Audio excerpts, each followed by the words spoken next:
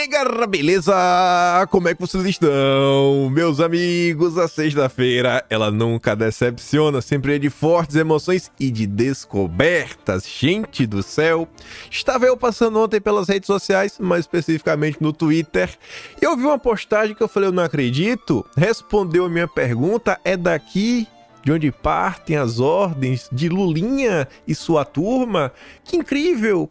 Aí eu fui atrás, fui lá no Arquivo Nacional, ver se tinha algum dossiê. Não é que tinha vários? Eu falei, olha, esse grupo tá aqui, que coincidência!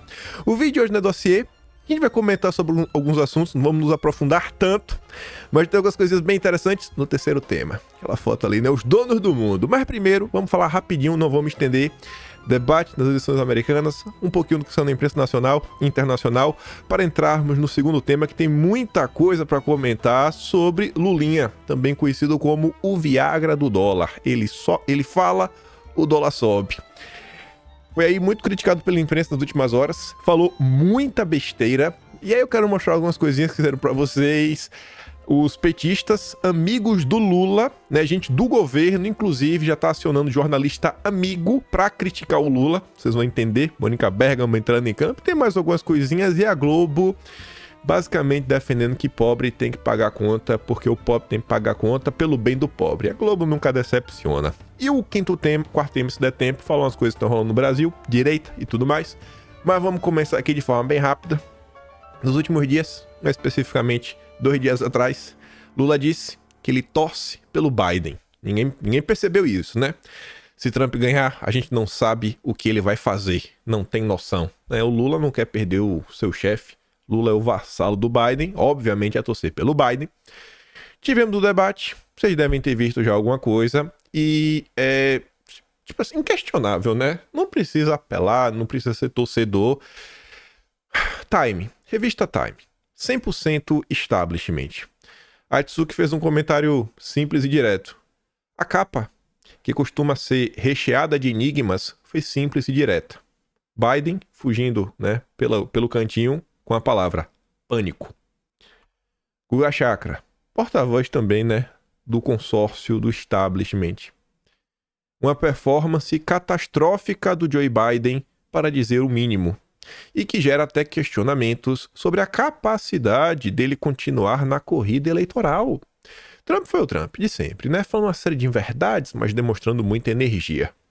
Aí, a narrativa meio que é uníssona de que Biden tá meio fraquinho. Você vê a Folha de São Paulo vem na mesma linha. Ó. Trump encurrala Biden em debate tenso na Geórgia. Eu não acho que foi tenso, eu acho que foi um passeio, foi bem calmo, para falar a verdade. Só o Biden que passou vergonha.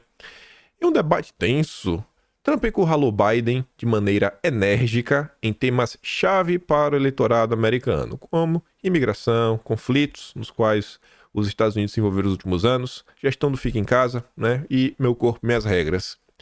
Diversos veículos da imprensa americana relataram que a reação do Partido Democrata à performance de Biden no debate foi de pânico. Um estrategista, ouvido pela NBC News, disse que o presidente reafirmou tudo que os eleitores já percebiam e que Biden não tem como vencer as eleições. Analistas não ligados, né, ao Partido Democrata, por sua vez, pressionaram os democratas logo após o fim do debate, dizendo que ainda há tempo até a convenção do partido, que vai definir oficialmente Biden como candidato à Casa Branca para que mudem de ideia. Com isso, devem crescer uma possibilidade que até aqui não estava no horizonte político, uma corrida para nomes viáveis que possam substituir o Biden. E é engraçado, o Estadão escreveu um editorial hoje, também falando isso, o Biden deveria dar espaço para outro. Eu falei, nossa, o Biden está muito preocupado com a opinião do Estadão, né, e da Folha de São Paulo. Mas, vamos lá. Essas opiniões aqui eu acho que são um pouco mais relevantes.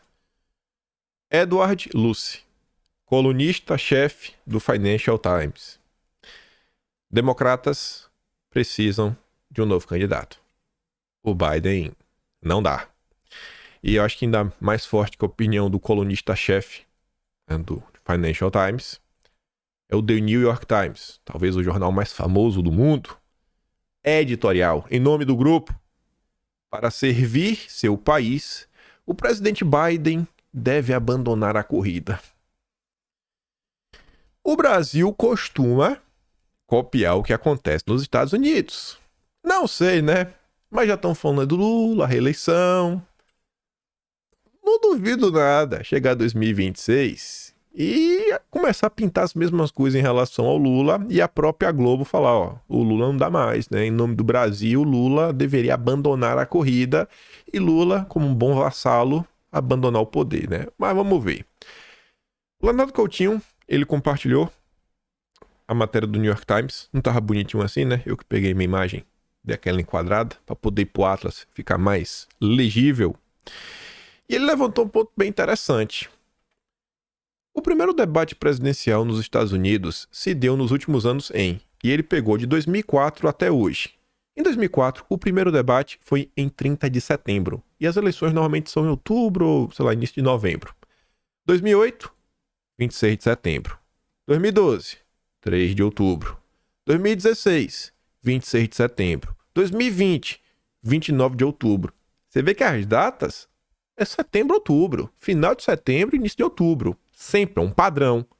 Este ano, 27 de junho. No mínimo 3 meses de antecedência. E antes da convenção, onde você escolhe o candidato. E o Leonardo Coutinho falou, rapaz, olha só, o presidente Biden foi intencionalmente colocado à prova com tempo hábil para ser substituído. Que coincidência, né, o que está acontecendo. Mas enfim, vamos observar. Com certeza, o desfecho da eleição americana vai mexer no mundo inteiro. O Brasil não vai ficar de fora. Os próprios petistas já começam a discutir isso, o impacto na América do Sul, uma possível aproximação com a Argentina, do Milei, um fortalecimento que poderia, inclusive, resultar num fortalecimento da extrema-direita e todas aquelas maluquices que eles falam sem parar, a observar. E já que a gente falou do Milei, só para não passar batido, a notícia engraçada, né? Hoje é sábado, só para começar um dia um pouco mais risonho. Milei rejeita pedir desculpas a Lula. Por acaso, não foi preso por ser corrupto? Segundo Lula, Milei falou muita bobagem e devia desculpas a ele.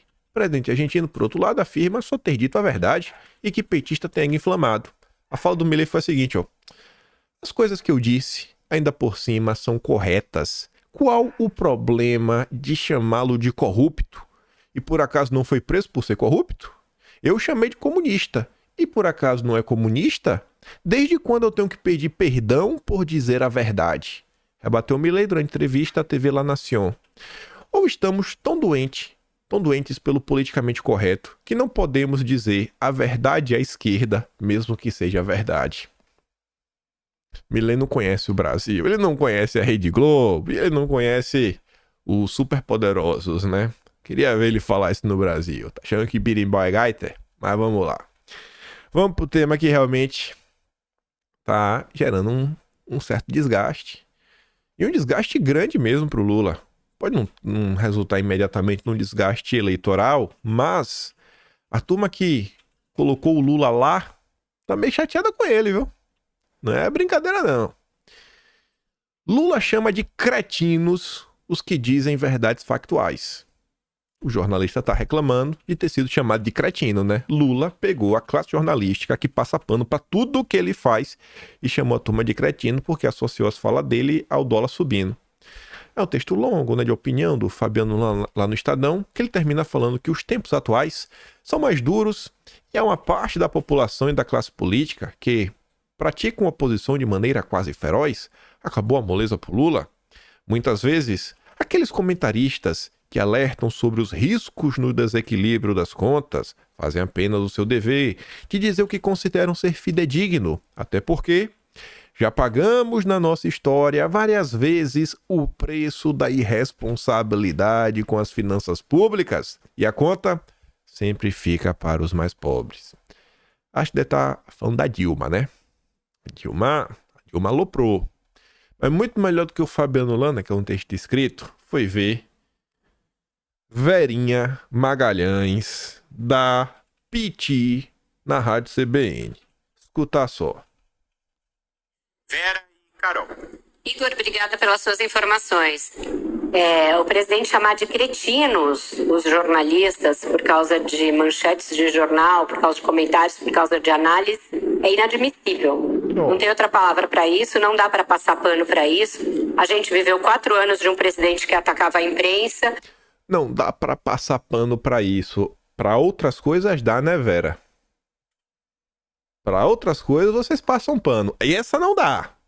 Porque é contra vocês. Engraçado, né? E o Lula fez a campanha toda dele se arvorando a condição de paladino da liberdade de imprensa para, diante de críticas, sair com um xingamento chulo dessa natureza. Então, devagar com andor, e principalmente porque o dado está errado, né?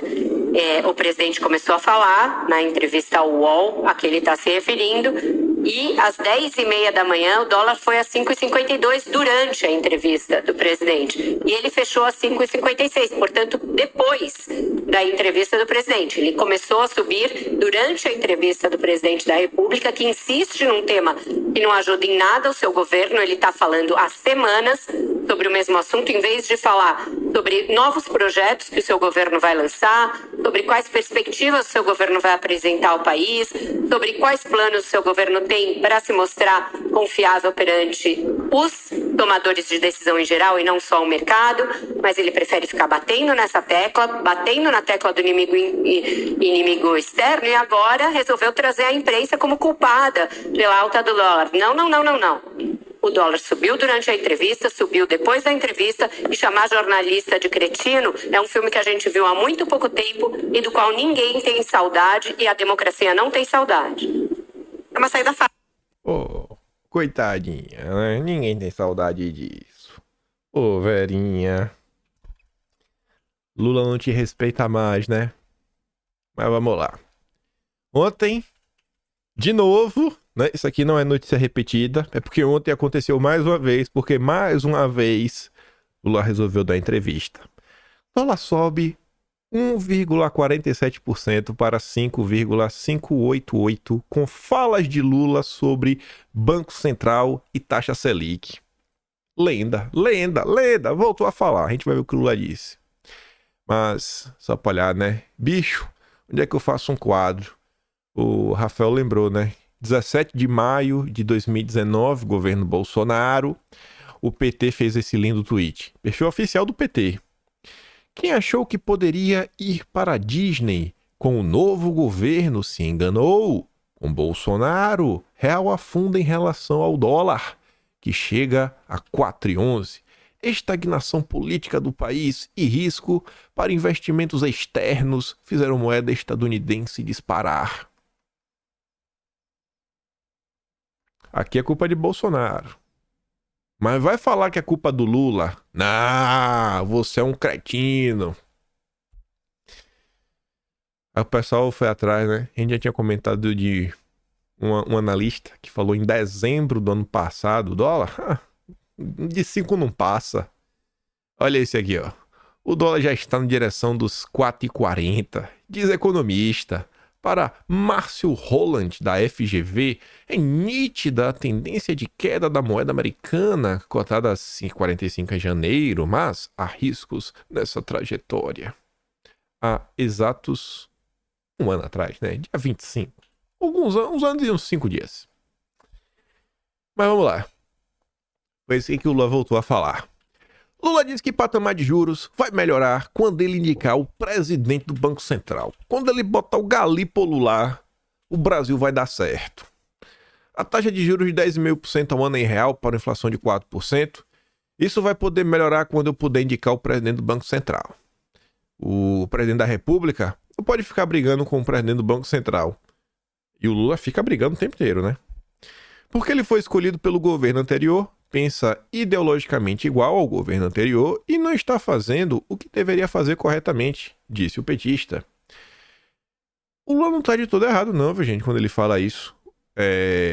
Assim, não estou falando assim, não está falando o que deveria fazer. Estou falando sobre isso, não vou fazer uma análise econômica da situação, não sou economista. Mas quando o Lula fala que não adianta ficar brigando, ele não está de todo errado, porque só agrava a situação. E quando ele diz que o presidente foi escolhido no governo anterior e pensa em tese ideologicamente igual Não é bem assim, né? Ninguém pensa igual a outra pessoa. Mas, com certeza, tem um alinhamento muito mais próximo do que o do alinhamento do PT. E se hoje é o Lula reclamando disso, a direita vai voltar em 2027. Quando a direita voltar, a partir de 1º de janeiro de 2027, o presidente do Banco Central vai ser o Gabriel Galípolo. Olha o pepino que a direita vai ter na mão. Gabriel Galípolo, com diversos diretores nomeados pelo Lula. Então qualquer movimentação de qualquer coisa vai estar na mão dessa galera por 2 anos. Complicado, viu? Complicado. A independência do Banco Central em tese, não, é 2 anos aí que o PT, né, não vai aloprar tanto, porque a gente não, meio que não vai deixar. Mas e depois que o tempo passa? E depois que o tempo passa, como é que a gente resolve isso? Então, a se pensar aí, né? Mas vamos lá.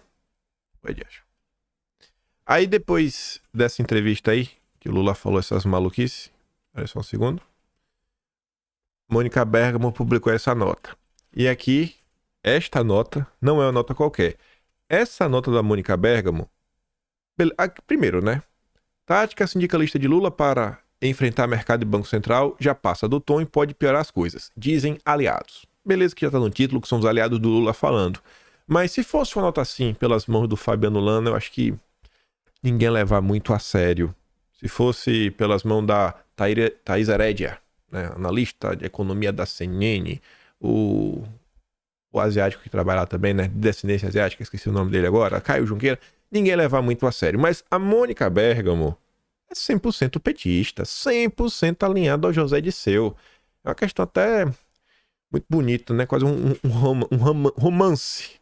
Como é aquele romance platônico, né, um romance platônico. Então, com certeza isso aqui, pai, não tenha dúvidas, foi algum petista que usou a imprensa para tentar colocar um freio no Lula, porque a coisa está muito ruim.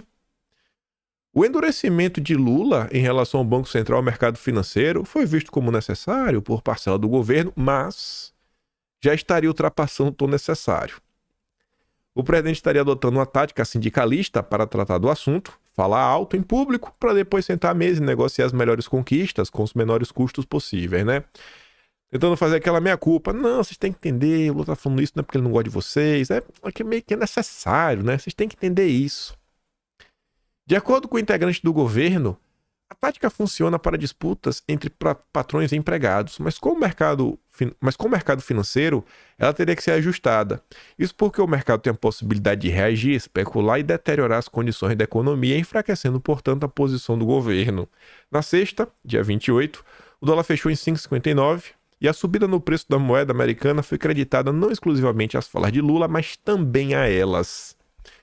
O mais inteligente seria usar falas mais suaves, que acalmassem o mercado, mas sem ceder na prática, no que considera essencial. Ou seja, o presidente não deveria repetir o tempo todo que não vai fazer nada do que o mercado quer.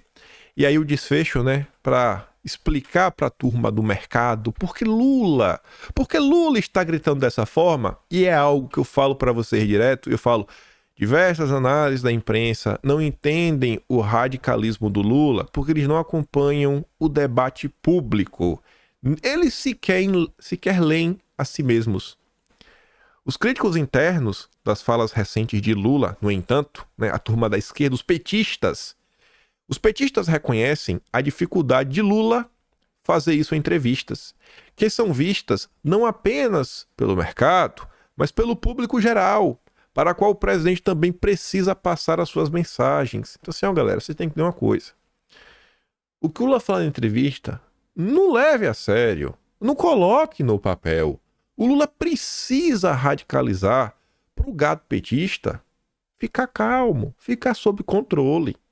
Então não joga pedra não, vai na manha que no final do dia a gente senta na mesa e todo mundo resolve, todo mundo fica feliz. Lula também tinha dito que a dívida do Brasil não é dívida, é troco. De tão pequena se comparada de outros países. Será que a dívida brasileira, em comparação a de outros países, será que ela realmente é pequena? Eu acho que o Lula deve estar comparando com a dívida americana, né? Que a economia são algumas vezes maiores do que a do Brasil. Mas quando você pega países em Situações similares. Isso aqui ficou fora de ordem. Era para esse aqui aparecer primeiro. Dívida bruta dos países emergentes. Porcentagem do PIB. Ó o Brasil. Segundo lugar. Mas é troco. O Brasil é troco. Comparação dos países é troco. Dívida do Brasil não é dívida, é troco. De tão pequena se comparada a outros países. O Alexandre Schwartzman é um cara do mercado, já foi diretor do Banco Central. Tá ali, ó. Comparação. Brasil acima de 80%. O Lula brinca com a inteligência das pessoas, né? Antes de voltar para mostrar ali uma coisinha que eu pulei. Pressão sobre o câmbio tem nome e sobrenome. Luiz Inácio Lula da Silva. É o mesmo Schwartzman desse daqui, ó. Para ex-diretor do Banco Central, chance do governo concretizar um ajuste pelo lado do gasto neste ou nos próximos anos é zero. E aí isso aqui era para eu ter colocado lá no início, né? Porque é a questão do dólar. A gente mostrou ontem aquele gráfico ali embaixo, pequenininho, que foi apresentado na Globo News, né? Pela Maria Cristina, acho que é o nome dela. Maria Cristina Fernandes, é isso mesmo. Tá até ali o nome, ó. E no jornal impresso, né? Do Valor, não sei se também saiu no Globo, tá ali, ó. Bonitinho. O gráfico mostrar, o Lula fala, o dólar sobe. E a turma colocou aquele gráfico bonitinho para mostrar, o real é a pior moeda em relação ao dólar no ano de 2024. Parabéns, Lula. Você está conseguindo fazer com que a Globo pule do barco. Realmente, o Lula está se superando. Adriana Fernandes, que é uma das analistas de economia da Folha de São Paulo, ela trabalhava no Estadão, tem alguns anos de carreira, já foi algumas vezes no Roda Viva. Quando tem alguém na área econômica, às vezes chamam ela. Escreveu uma matéria longa, tem aquele cheiro das digitais do mercado, passando recado aí pro governo. Dólar se aproxima de 5,60 e só Lula pode interromper a escalada.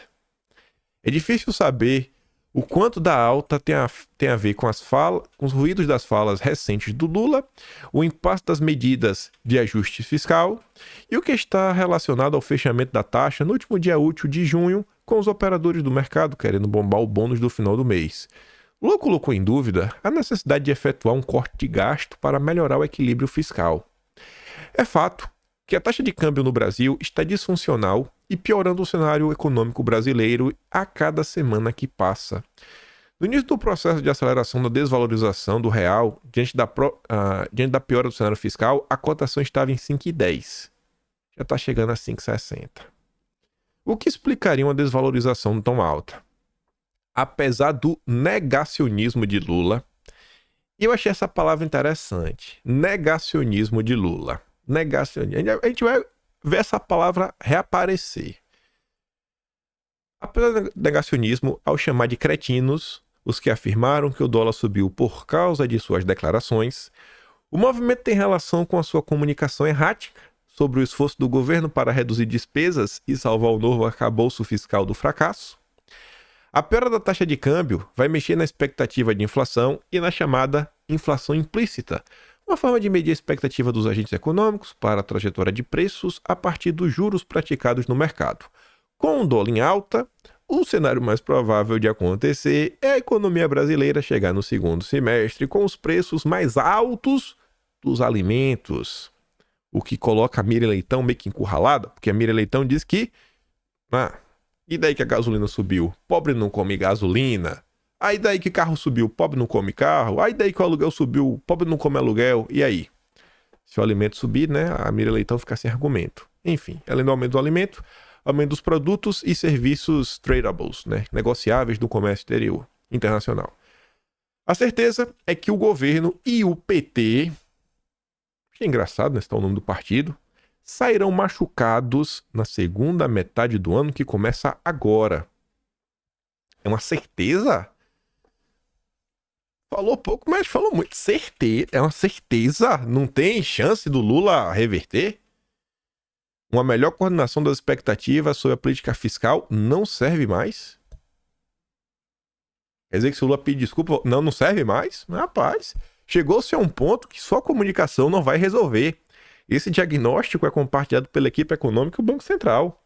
O diretor do Banco Central, Gabriel Galípolo, favorito para substituir o Roberto Campos, chamou a atenção para o cenário de evolução rápida na desvalorização do real perante o dólar. O Banco Central não fez intervenções no câmbio e segue avaliando as condições de mercado e o tamanho das disfuncionalidades do mercado. Galípolo alertou que o patamar mais elevado do câmbio sugere uma desinflação mais lenta ou mais custosa no Brasil. Para bom entendedor basta, né? Deu ruim, os preços vão subir. Para cada fala do Lula contrária a uma medida de ajuste, fecha-se uma porta ao Haddad e a Simone Tebet, sendo aí vistos, né, como as pessoas sábias do governo que estão tentando salvar o Brasil. Enfim, fecha a porta para eles interromperem a deterioração das expectativas com o futuro das contas públicas. E o mercado reage a isso. Protejam o Haddad. Com a aprovação das medidas fiscais depende de Lula, e ele vai indicar o próximo presidente do Banco Central, do ponto de vista da política monetária e fiscal, o que Lula fala passou a importar até mais do que diz o Campos Neto, que já vai deixar o cargo agora em dezembro. Então assim, tá tudo na mão do Lula, cara.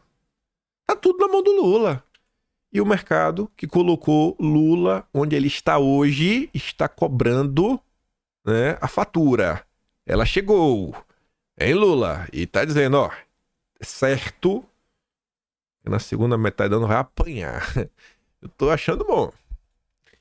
Haddad também pode falar o que quiser para reforçar o compromisso com o corte de despesas. Se Lula sair e falar uma coisa diferente, atrapalha a tentativa do ministro de coordenação das expectativas. É Lula, portanto, quem faz o preço. Se resolve aí, cara. Nos gabinetes de Brasília, a frase mais recomendada a ser levada ao presidente Lula é do ex-ministro Mário Henrique Simonsen: a inflação aleija, mas o câmbio mata. Aí, o Estadão escreveu um editorial hoje. É Lula quem fabrica a sua própria crise. Quer dizer, hoje não, ontem. Hoje é dia 29. Aí o que eu falo pra vocês, eu adoro coincidências, porque eu sei que o Brasil é o país das coincidências, né? É óbvio que é só uma coincidência. Tal como a profecia autorrealizável, quanto mais Lula rejeita a necessidade de um ajuste fiscal, mais ele eleva o custo das medidas que terão de ser adotadas para reverter a sangria. Aí, o editorial é longo, e o editorial termina assim. Último parágrafo, que é o resumão. Lula acha que está tudo bem em seu negacionismo econômico. Essa palavrinha está sendo utilizada de uma forma meio frequente, né? Negacionismo econômico. Amplia incertezas e retroalimenta uma crise de confiança criada por suas próprias ações hesitantes e declarações desastrosas. Quanto mais Lula fala, mais eleva a curva futura de juros e a desvalorização do real ante o dólar. Tal como a profecia autorrealizável, quanto mais Lula rejeita o ajuste fiscal, mais aumenta o custo das medidas que serão necessárias para reverter essa sangria. Aí veio a Veja, publicou uma longa nota com imagens, gráficos, números. Essa matéria é longa. Não é só número não, aqueles números bonitos, né? Aqueles infógrafos. E aí, pra você entender porque eu frisei isso, olha ali embaixo. Nem vou ler a manchete primeiro. Olha ali embaixo. Publicado em Veja. Nem todas as matérias que saem ao longo da semana, elas ganham as capas da revista. Mas sempre assim na sexta-feira, começam a ser publicadas as matérias, né, mais encorpadas. Quem lê a Veja frequentemente já deve ter percebido isso.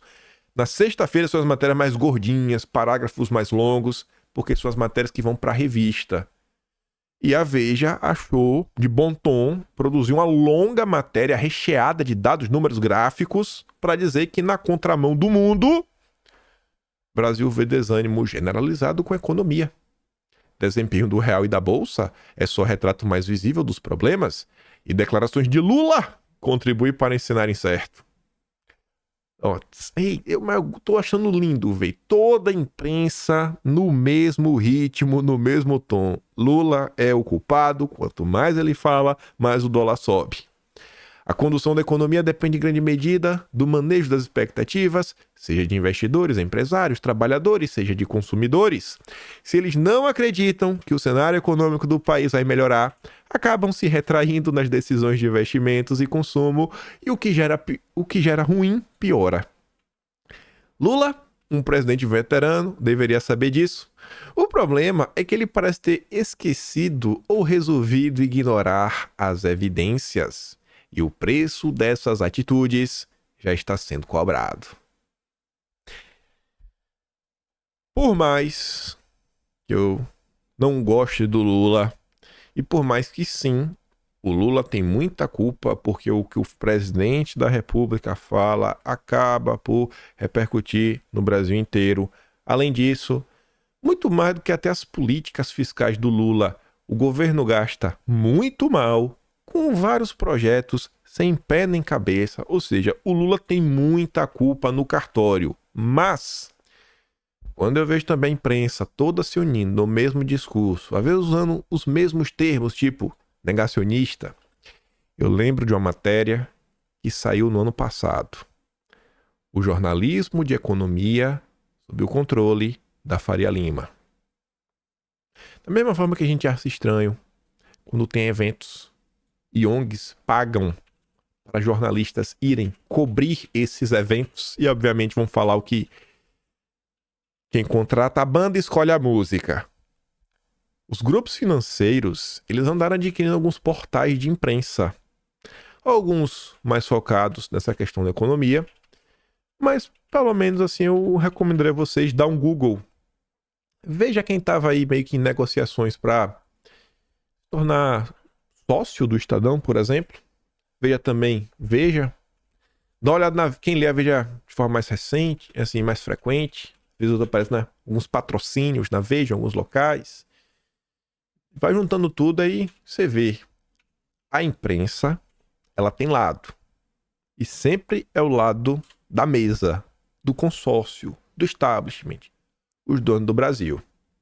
Lula só está sendo criticado porque ele está cruzando a linha.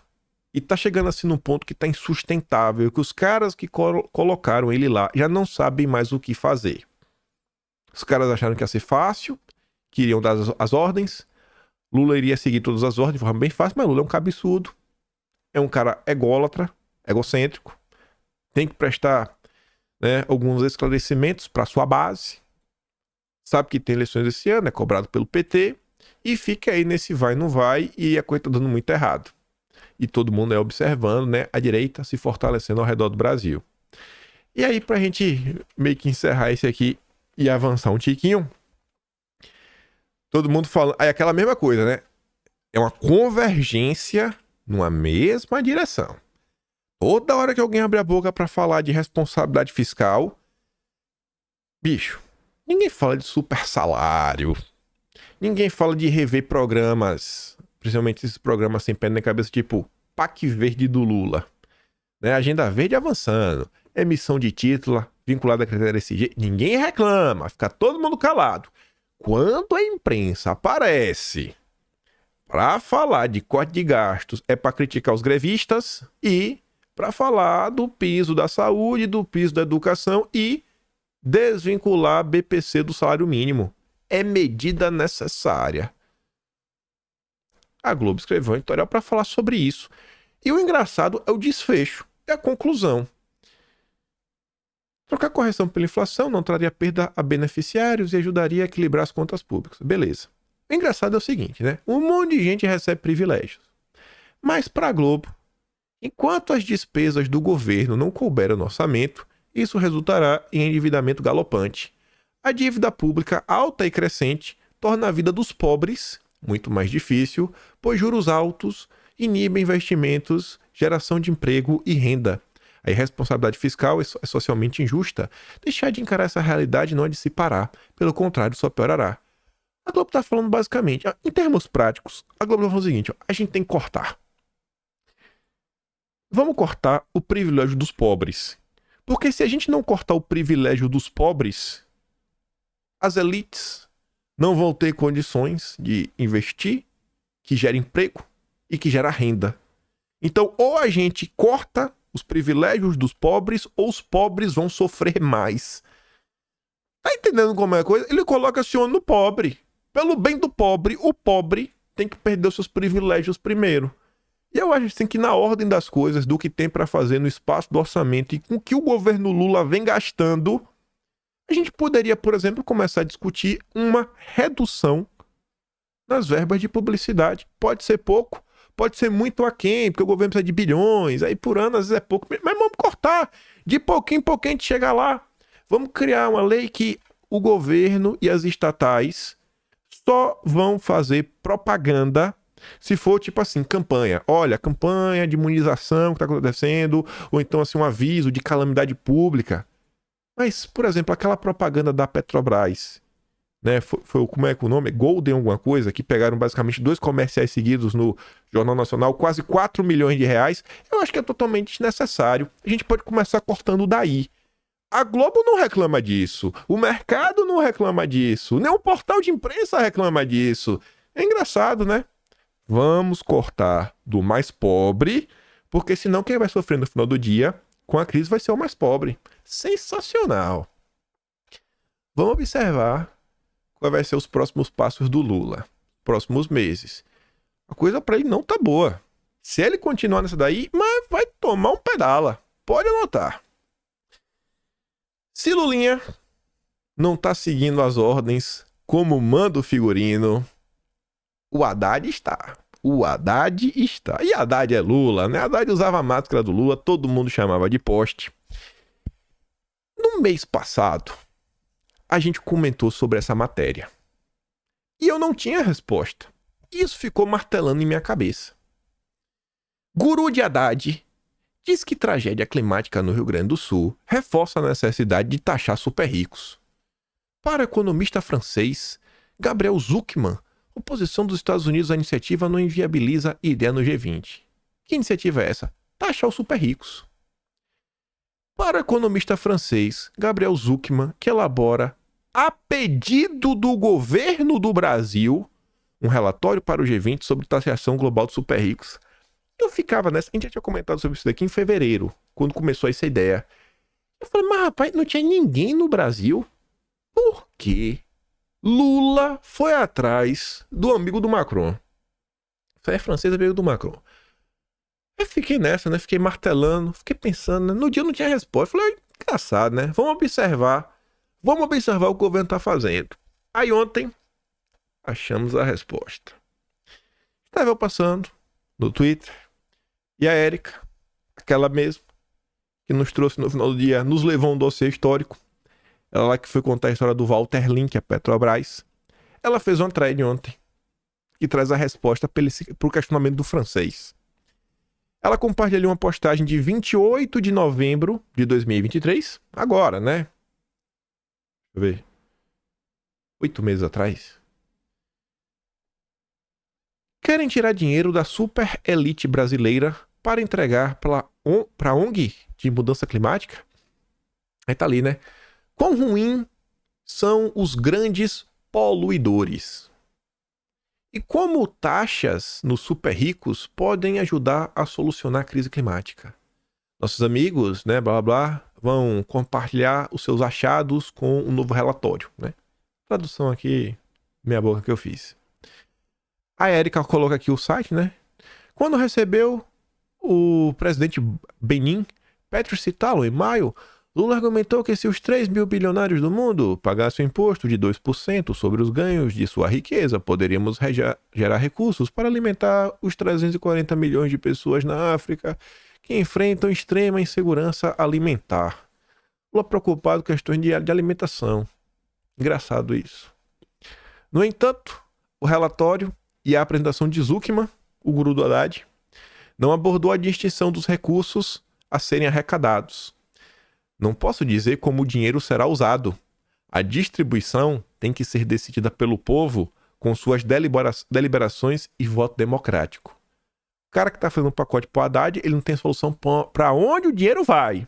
Ele sabe tirar o dinheiro. Depois que você tira o dinheiro, aí você resolve por onde o dinheiro vai, né? E aí, olha que engraçado. O primeiro relatório que Gabriel Zucman participou foi escrito pela própria Oxfam.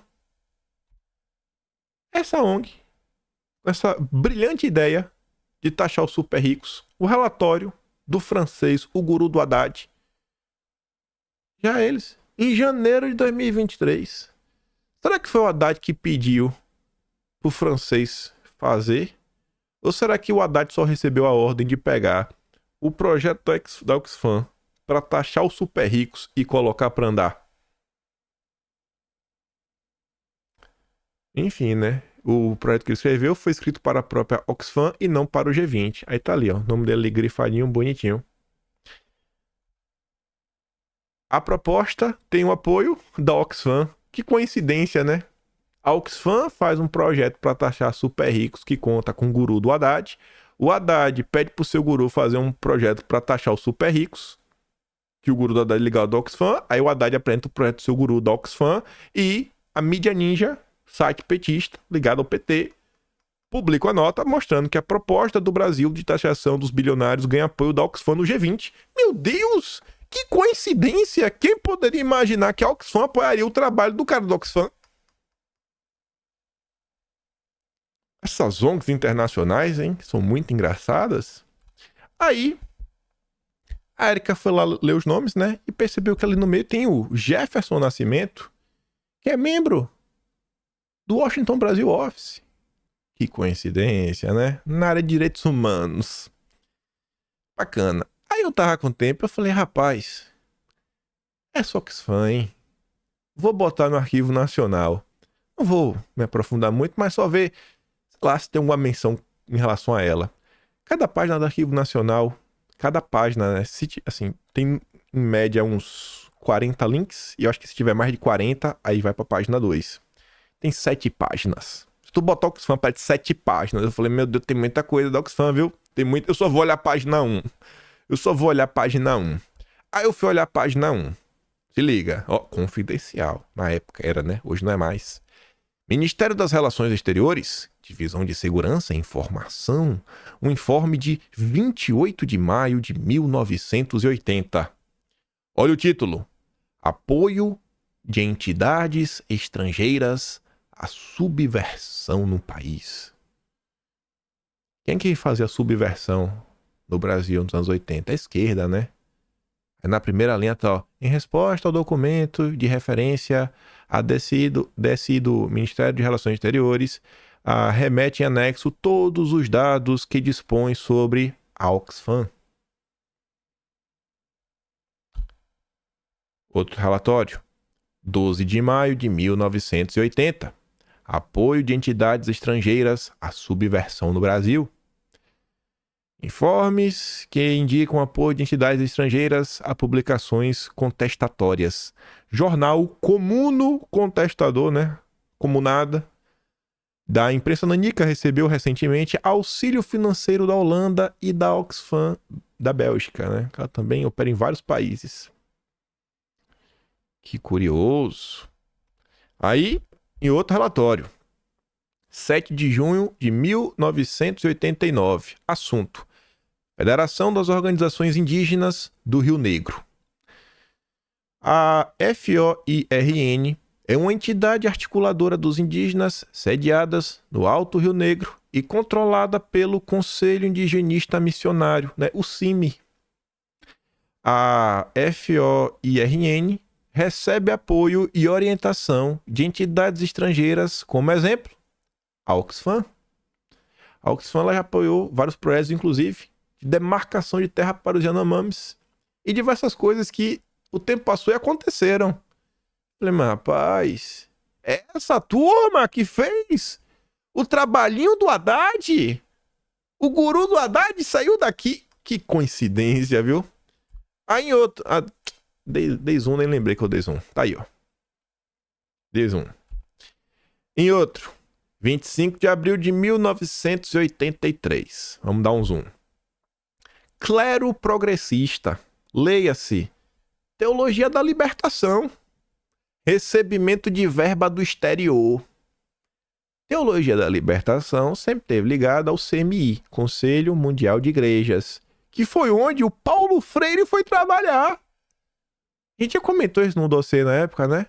Como é engraçado, essas figuras de destaque no Brasil, todas elas ou receberam dinheiro direto para operar no Brasil ou foram trabalhar para algum grupo internacional muito grande. Paulo Freire foi para lá em 69, comando na Suíça.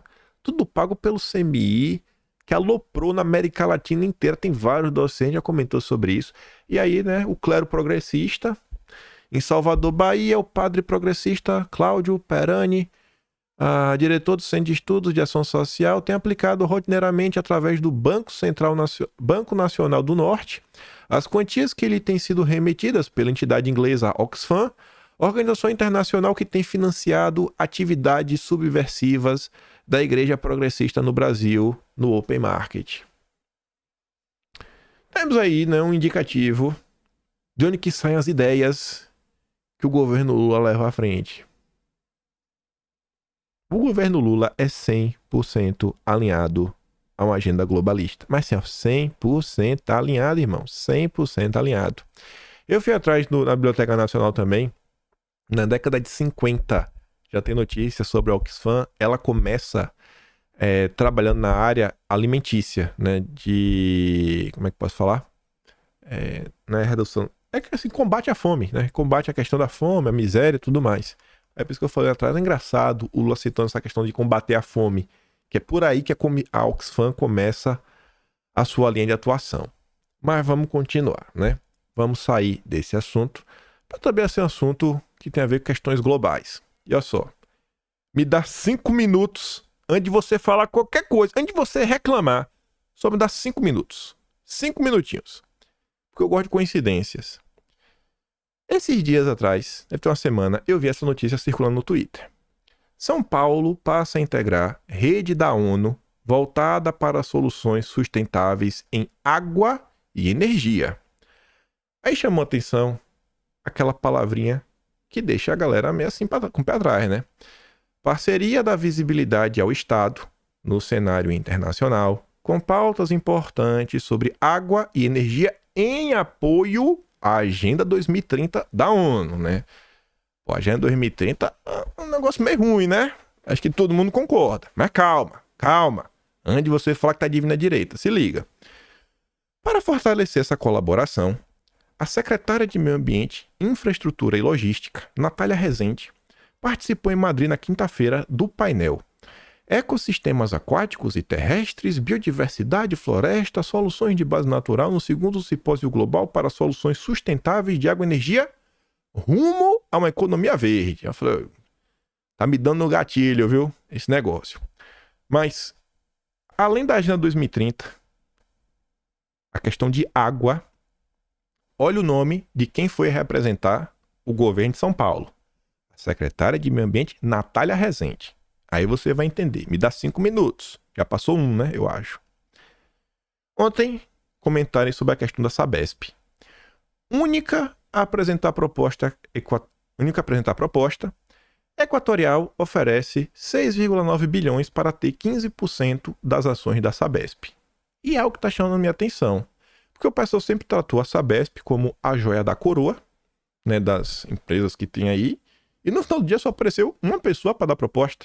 Meio que não teve concorrência. E ao final do processo, hoje, no dia de hoje, né, quando terminar tudo, hoje o governo de São Paulo teria 50,3% das ações, né, que o governo do estado detém. E aí, depois da desestatização, a ideia é 32% ir para os investidores e 18% permanecer com o governo estadual. No momento, já tem 49,7% das ações que estão listadas na Bolsa de São Paulo e Nova York. Beleza. Aí, é aqui que eu falei, eu fiquei intrigado. Você junta Agenda 2030, Natália Rezende. Governo de São Paulo confirma Equatorial como a única interessada na Sabesp. Segundo o Grupo Equatorial, o valor oferecido por 15% das ações como acionista de referência da companhia foi de R$ 67,00 por ação, um valor menor do que o que a Sabesp vale. Na bolsa, hoje a Sabesp valia R$ 74,00. Mas estão falando, não, mas tem que entender, porque eles estão comprando 15%, etc. Beleza, eu não entendo isso.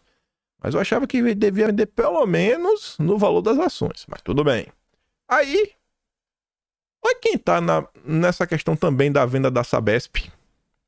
Ao lado da secretária de Meio Ambiente e Logística, Natália Rezende. Ele, no caso o Tarcísio, falou com jornalistas por videoconferência de Londres. Essa Natália tá demais, viu, Natália? Tá demais. Aí você vai entender por quê, ó. Aí se liga, pedi 5 minutos.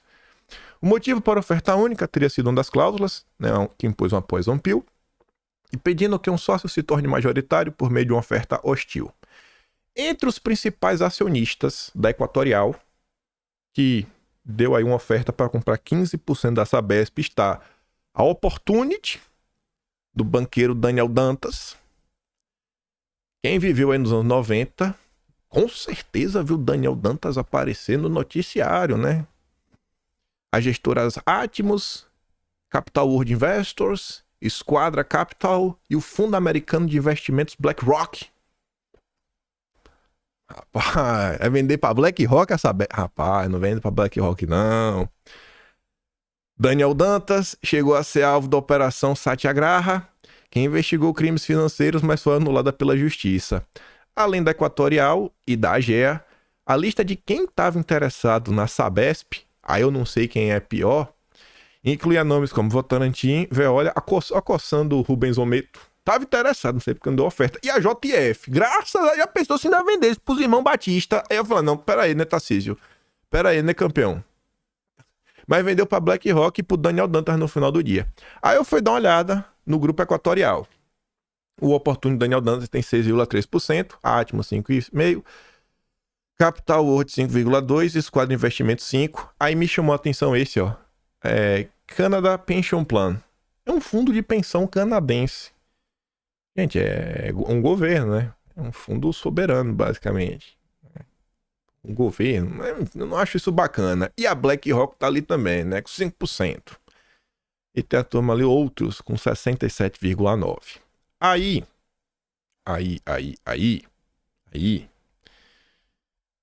Tem umas coisas que eu falei pra vocês, que o tempo vem passando e eu olho pra trás e eu falo assim, hoje eu vejo que, eu já falei isso algumas vezes, né? Faltou apoio, às vezes, pro governo Bolsonaro, mesmo dentro. E às vezes não é faltou apoio de má vontade nem nada.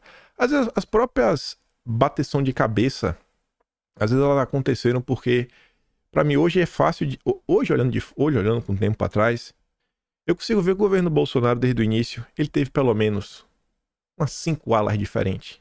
Você tinha a ala ideológica, você tinha a ala militar, você tinha o Centrão, você tinha os liberais e você tinha os lavajatistas. E às vezes, cada grupo desse tinha um interesse diferente e falava uma língua diferente. Isso aqui que está acontecendo não é um fim do mundo. Mas já tinha sido algumas notícias nos últimos meses, anos, que eu ia guardando na memória, não cheguei a comentar em vídeo. Mas, por exemplo, essa notícia aqui de cima é de maio do ano passado. Tarcísio embarca para Nova York para agendas com fundos bilionários. O governador tem reuniões marcadas com fundos como a BlackRock. Tarcísio foi lá para a BlackRock. E aí, se eu reclamo, quando Lula vai para Nova York, em outubro do ano passado, num evento, com a BlackRock, falou, pô, investe no Brasil porque só a cúpula está investindo, tem que ter um pouco de coerência, né? E aí, vendo tudo que está acontecendo, vendo a questão da Sabesp, isso aqui foi na época do governo Bolsonaro. Qual o interesse do BlackRock, deveria ser da BlackRock, né, pelo Brasil, em reunião em Nova York? Isso aqui foi em 27 de setembro de 2021.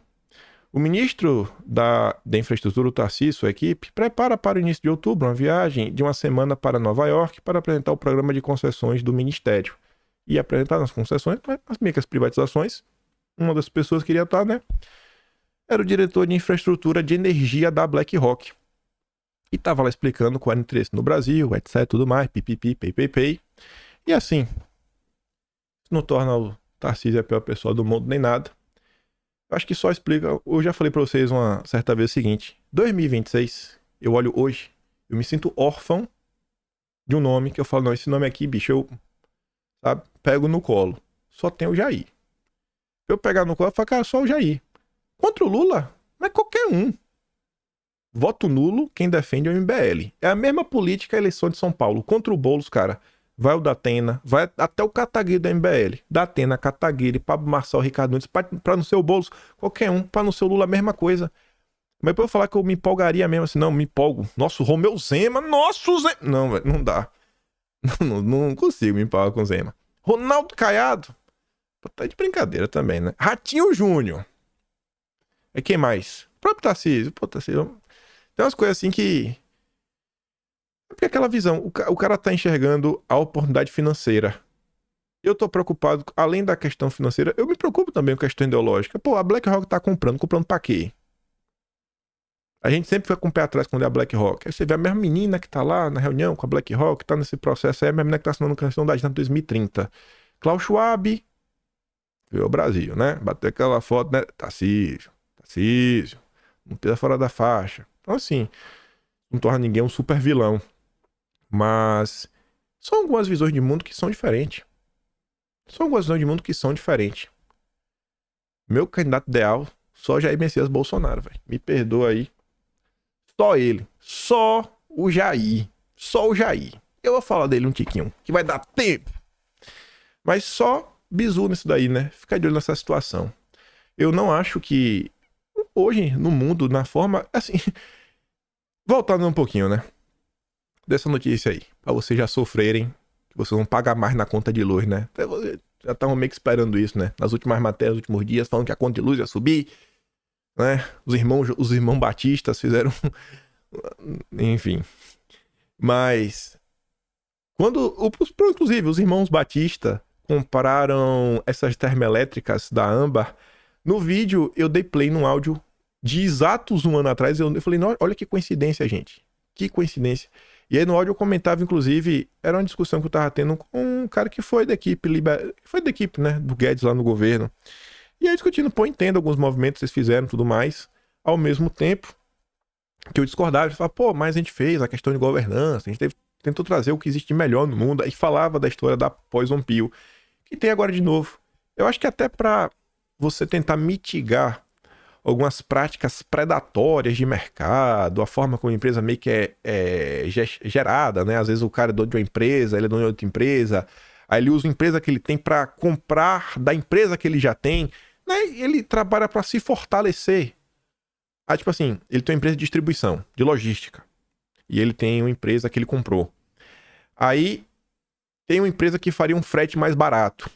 Ao invés de contratar a empresa que faz o frete mais barato, ele prefere contratar dele, né? E ele manter o dinheiro lá dentro. Isso, para esse cara, é bom. Para esse acionista é bom. Mas para os outros acionistas, não é tão bom assim, né? Os outros acionistas estão preocupados em ter mais lucro. É porque um dos acionistas é dono de duas empresas. Então, quando você tem essa poison pill, beleza. Para você tentar combater essas situações, eu entendo. Mas, se tratando de questões ideológicas, eu não acho que você precisa garantir que nenhum grupo vai ter uma grande maioria para as questões ideológicas passarem. Que foi o que eu falei com o Márcio Furtado na época. Eu falei, cara, se botar hoje na mesa, na reunião de conselho, agenda verde, todo mundo vota igual. Todo mundo vota igual. A única forma de votar diferente é exatamente, sei lá, o governo. Se tem um governo mais à direita, uma visão mais conservadora de mundo, né? E aí o cara vota contra. Mas esses grandes fundos... Daniel dá 100% desse jeito da cabeça. Fundo do Canadá. Pelo amor de Deus. Atmos, os capitão, não sei. Dá. Então o meu grande receio é isso. E aí, empresas grandes, elas acabam por ajudar a validar toda essa movimentação, toda essa metanarrativa, né? Porque quando a empresa coloca isso em prática, e essas práticas não são apenas para elas, porque a própria ideia do ESG vem ali da turma da BlackRock, com a história do Larry Fink, do capitalismo de stakeholder, que você tem que se preocupar enquanto empresa não apenas com você, mas com todo que está ligado à sua empresa, desde o cliente, a área da empresa, a área mesmo, a área física, né, a vizinhança, aos seus fornecedores, aos seus funcionários e tudo mais. Então, se você abraça a agenda ESG, você também precisa impor para os seus fornecedores a agenda ESG. Então você acaba meio que forçando, se você é uma empresa muito grande e você tem um fluxo de caixa, fluxo de compra muito grande, quem que não vai querer, no final do dia, fazer comércio com você? Todo mundo vai querer. E para fazer comércio com você, você tem que se adequar à agenda. E aí que gera o probleminha, que é o meu grande incômodo. Mas vamos lá. Conta de luz volta a ter taxa extra depois de mais de 2 anos. O brasileiro vai ter que pagar 1,88 a cada 100 kW consumidos para sustentar o acionamento de usinas térmicas. Quem foi que comprou usinas térmicas? Quem foi? Fala aí pra mim. Quem foi que comprou usinas térmicas?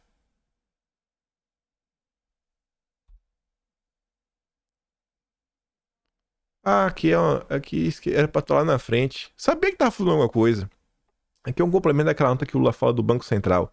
Ele elogiou o Galípolo. Falou que o Galípolo é um menino de ouro. Eu jurava, falei, pô, tá faltando essa nota? Não só essa parte aqui, não. Pegando um gancho aí nessa história. Fórum do ministro Gilmar Mendes em Lisboa acolhe Instituto de Joesley Batista. Os empresários Joesley e Wesley Batista, do grupo JBS, circularam o 12º Fórum Jurídico de Gilmar Mendes em Lisboa, com credencial de autoridades. Mas eles são autoridades, né? O grupo JBS aparentemente programou de forma escalonada sua entrada no principal confescote jurídico no exterior, em 2023.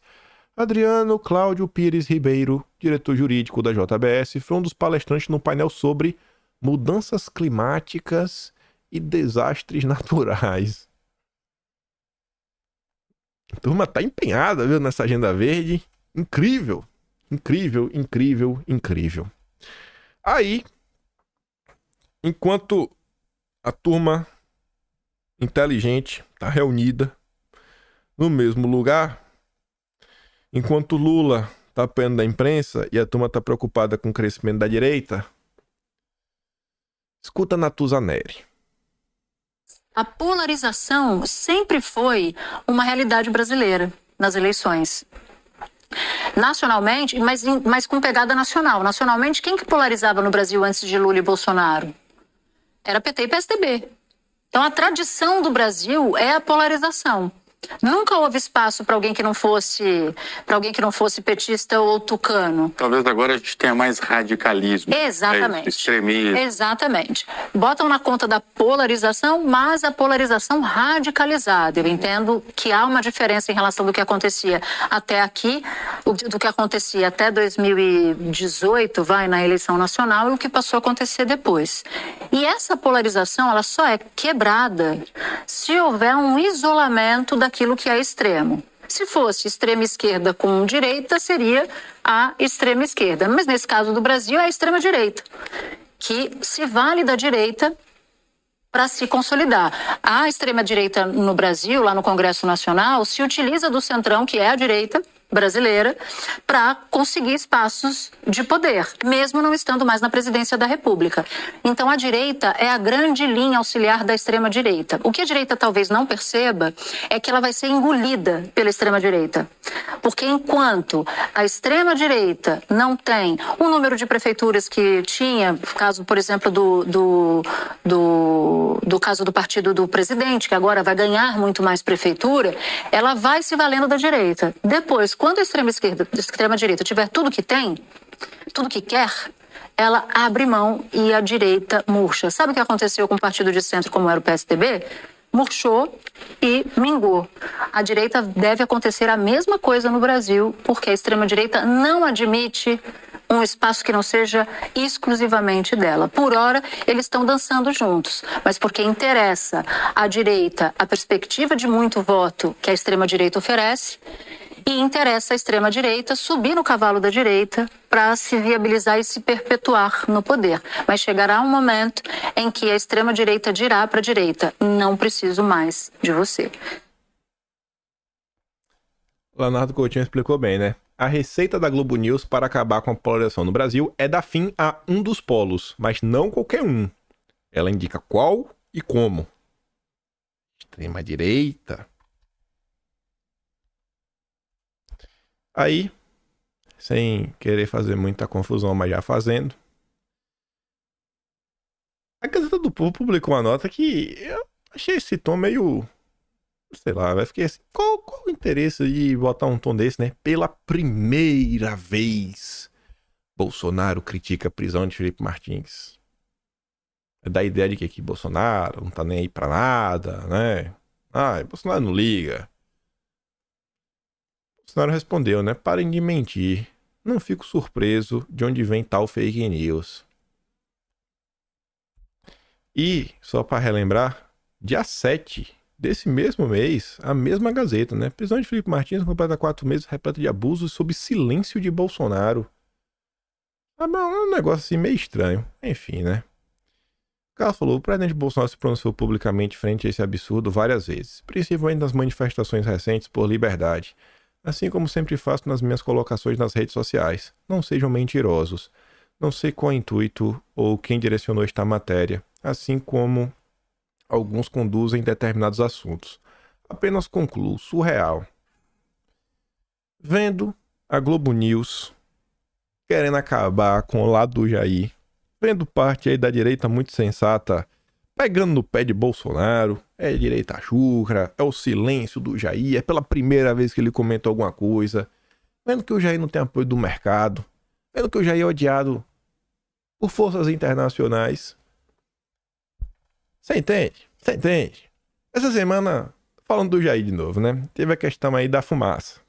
Decidiram lá no judiciário, da fumaça, 40 gramas. Trouxe um tweet de um rapaz, esqueci o nome dele agora. Ele comentando, ele falou, pô, essa situação é importante, cadê os governadores? Se pronunciem. Aí eu falei, pô, garanto que se fosse Bolsonaro ele tinha falado alguma coisa. Eu falei isso no vídeo de manhã. Aí ao longo do dia no Twitter, Bolsonaro comentou sobre o assunto. No dia seguinte eu comentei, eu falei, ó, olha aí o homem aí. Teve reforma tributária. Jair, né, entrou em campo. Ao lado do povo. Tudo, é incrível. Tudo que Bolsonaro foi reforma tributária. Questão de preço, de aumento de imposto. Questão da agenda verde. Até a questão da carne que o Lula falou aí agora. Tem que ver carne de rico, carne de pobre. Até isso o Bolsonaro comentou.